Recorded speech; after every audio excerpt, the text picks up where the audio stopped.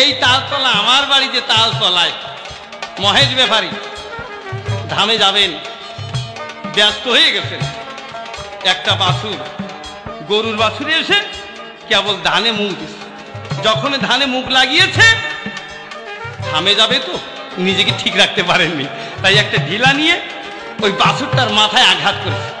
আঘাত করলে বাছুরটা ছটফট করতে করতে ওইখানে মারা গেছে।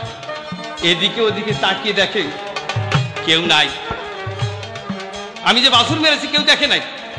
মহেশ ব্যাপারী ওই বাছুরকে নিয়ে কচুরি তলে ঢুকাই দিয়ে আবার কচুরিতে ঢেকে দিয়ে মনে মনে ভাবছে আমি তো ধামে যাব, আমি সবাইকে ফাঁকি দিতে পারবো, কিন্তু আমার বাবা গুরু চাঁদ তিনি তো অন্তর্জামিন, তিনি তো অন্তরের খোঁজ রাখেন, আমি তার কাছে কি করি। মনের মধ্যে দুর্বলতা, সবাইকে ডাক দিয়ে বলেছে ভাই শোন তোদের করি মানা, আমি আগে আগে ধামে যাবো না, কথা নিবি? দল বল সাজাইয়ে নিলে তোরা 29 জন আগে আগে ওরাকান্দি যাবে। আমার মনে আছে বাবু আমি একটু পরে যাব। দল পাঠিয়ে দিয়েছে, দল পাঠিয়ে দিয়েছে, মহেশ ব্যাপারী পিছনে রয়েছে।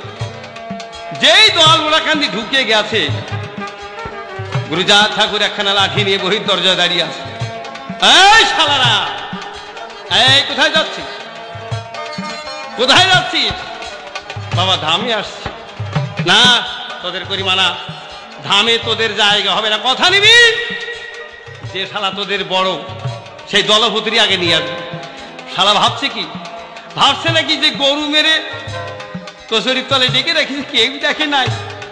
যা যা আগে।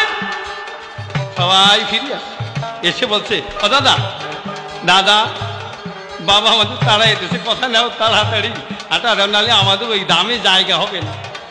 যখন ধরা পড়েই গেছে, চিন্তা করে পাচ্ছে ধরা যখন পড়েই গেছি যাই বাবার কাছাকাছি, যা হয় হবে। আগে আগে চলছে মহেশ ব্যাপারী, চোখে তার নয়ন জল, নয়ন জলে ভেসে ভেসে জয় হরি বল গৌর হরি বলে ধামের দিকে রওনা হচ্ছে। বাবা গুরুচাঁদ ঠাকুর লাঠি নিয়ে আয় শালা, এই মহেশ ব্যাপার কি রে? বাবা গুরুচাঁদ ঠাকুরের চরণ তলে পড়ে গেছে। বাবা যা করো, ধরো মারো কাটো খাও, যা করো, আমার কিছু নাই, তোমার চরণে সমর্পণ করেছি বাবা। এই চরণ ভিন্ন, আমার কোন স্থান নেই, কথা নাও, যত অপরাধ করি না কেন একটু চরণ তলে জায়গা দাও। না করে করি মানা, গো হত্যা করে চরণ তলে জায়গা হবে না, কথা নিবি? আগে প্রায়শ্চিত্ত করবি। কি করে প্রায়শ্চিত্ত হয়? 30 দিন ধরিয়ে অনাহারে থাকবি, এক মুষ্টি খুদ গোমূত্রে সিদ্ধ করে দিন আনতে একবার খাবি, পারবি?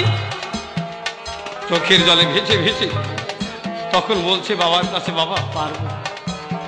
29 জন মতুয়া ভাই দলে ছিল, ওই দুঃখ দেখে সবার মন গুলে গেল। ডাক দিয়ে বলে বাবার কাছে, বাবা আচ্ছা বাবা আমরা যদি 29 জন ভাই মহেশ দাদার এই যে দুঃখ, এই যে প্রায়শ্চিত্ত আমরা যদি একদিনে করি, শোধ করা যায় না? হ্যাঁ যায়। তোরা পারবি? বলে হ্যাঁ আমরা পারবো। কথা নাও বাবা, তাহলে ওই আশীর্বাদ আমার এটা। দেখেছেন কি আদর্শ মতুয়াদের, একজনের দুঃখ দেখে আর একজন তার পাপের ভাগী হয়।